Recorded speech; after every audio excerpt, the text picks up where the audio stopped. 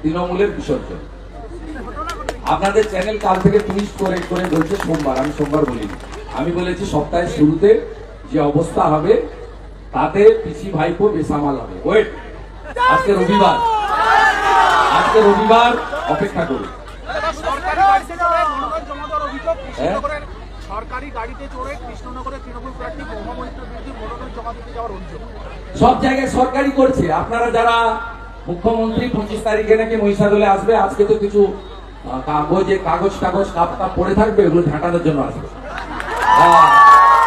এই মুখ্যমন্ত্রী আপনার 25 তারিখে যেদিন এখানে আসবেন, দেখবেন এখানকার ডিআইএসও আমাদের যে ডিস্ট্রিক্ট ইনফরমেশন এন্ড কালচার হচ্ছে ডিআইসিও, তিনি আপনাদের মেসেজ করবেন যে মুখ্যমন্ত্রী আসছে। লোকপ্রসাদ শিল্পীদেরকে ইন্দ্রনীল সেনের কথায় ফোন করে করে বলছে যে আপনারা তৃণমূলকে ভোট দিন, লোকপ্রসাদ শিল্পীদের। অতএব মহামৈত্র একই ঝাড়ে একই বাঁশি হবে, মমতা ব্যানার্জির ঝাড়ে ওই বাঁশি হয়। আমাদের গাঁয়ের ভাষা আছে, সরল ঝাড়ে সরল বাঁশ, পিকটি ঝাড়ে পিকটি বাঁশ, কাটা ঝাড়ে কাটা বাঁশ। এক যাত্রায় পৃথক ফল হতে পারে না। উনি যেভাবে সরকারকে ব্যবহার করছেন এই নির্বাচনে, আপনি বলুন, একটা হরিদাস পাল এসেছিল হলদিয়াতে, একদিনে 27 লক্ষ টাকা খরচ করেছে, গোল্ডেন রিট্রিটে 154 জনের সভা।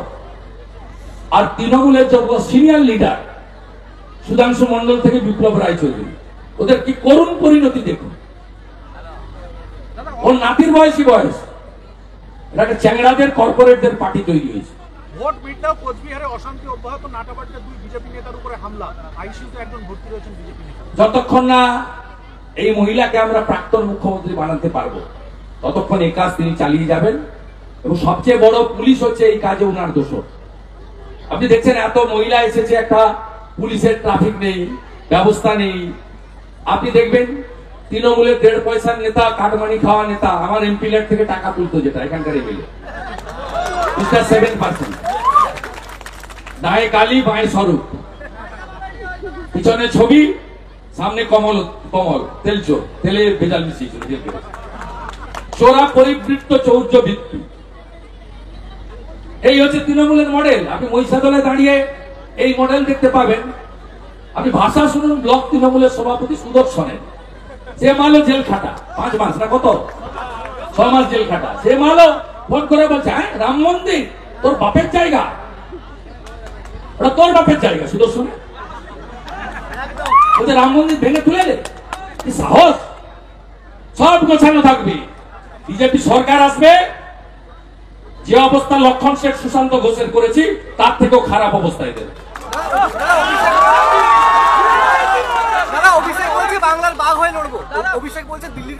আমার খেয়ে যে কাজ নেই, ওই জাস্টিস গাঙ্গুলির কথায় তালপাতা সেপাইয়ের কথার উত্তর দিতে হবে।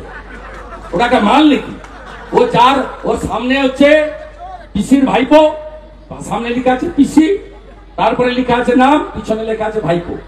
আর যে পিসি আর যার ভাইপো তাকে এইখানে আমি এনেছি মেদিনীপুরের মাটি। আবার লক্ষ লক্ষ ভোটে হারাবো কাঁথি তমলুক পূর্ব মেদিনীপুরে। লিখে রাখুন, লক্ষ লক্ষ ভোটে হারাবো, লক্ষ লক্ষ ভোটে হারাবো। এখানে লতায় পাতায় শিকড়ে শুভেন্দু অধিকারী আছে, এরা সব আমার আত্মীয়। ভোট শেষের পর দেখা গেল আপনার দলের কর্মীরা মিষ্টি খেলো আর নাচানাচি করলো তৃণমূল, রেজাল্টটা কি হবে? রেজাল্ট রাষ্ট্রবাদীরা 3, চোরেরা 0। চোরেরা 0। ওরা এটা করেছে যাতে পরের দফাগুলোতে ওদের এজেন্ট বসে। আমি আপনাকে লিখে দিচ্ছি, নিশ্চিত প্রামাণিক 54,000 ভোটে জিতেছিল গতবারে, এবারে 1,08,000-এর বেশি ভোটে জিতবে। জলপাইগুড়ির মার্জিন বাড়বে, আর মনস্টিকা কত ভোটে জিতবে কেউ জানে না, ওরা 4 লাখে গিয়ে থামতে পারে। আমার কাছ থেকে নেবেন, ও তো মর্নিং শোজটা দিয়েছে। আমার সভাতে যা লোক হয়েছে, পিসি মনির সভাতে পুলিশ দিয়ে ভিডিওকে দিয়ে লোক আনিও লোক হয়নি। গতকাল আমি রতুয়াতে সভা করেছি, 10,000-এর বেশি লোক, 65% মাইনরিটি থাকে ওখানে। আর মমতা ব্যানার্জি গাজলের সভা করেছে 2,000 লোক। মমতা ব্যানার্জি এনায়েতপুরে সভা করেছে 3,000 লোক। তার থেকে 5 কিলোমিটার দূরে অমৃতিতে আমি সভা করেছি 15,000 লোক। বাজার খুব খারাপ, খুব খারাপ হয়। দাদা রেজিনগরে কাল রাত থেকে বোমাবাজি চলছে। হ্যাঁ? রেজিনগরে কাল রাত থেকে বোমাবাজি চলছে। ফরিদের বাড়িতে বোম ফাটান ফেটেছে, জারে বোম ছিল 13টা বোম, আমার কাছে নেই। পুলিশ চাপার চেষ্টা করছে আর সাংবাদিকরা বের করানোর চেষ্টা করছে, তাই তো? আমাকে সঙ্গে সঙ্গে ওই গ্রামে আমার লোক আছে। দাদা অমিত মালব্যর বিরুদ্ধে এফআইআর, অমিত মালব্যর বিরুদ্ধে এফআইআর। লেডি গুপ্তার লেজে বেঁধে দিতে হবে। লোগো পরিবর্তন মমতা বন্দ্যোপাধ্যায় বেশ করেছে। গেরুয়া শৌর্যের প্রতীক, বীর্যের প্রতীক, স্বাভিমানের প্রতীক, হিন্দুস্তানের প্রতীক, ভারতবর্ষের প্রতীক। স্বামী বিবেকানন্দের গায়ে থাকে গেরুয়া। গেরুয়াকে যারা আক্রমণ করবে তারা দেশ বিরোধী। শুধু দূরদর্শনের লোগো নয়, সবাইকে গেরুয়া করা উচিত। গেরুয়া ছাড়া কোনো কাজ হতে পারে না।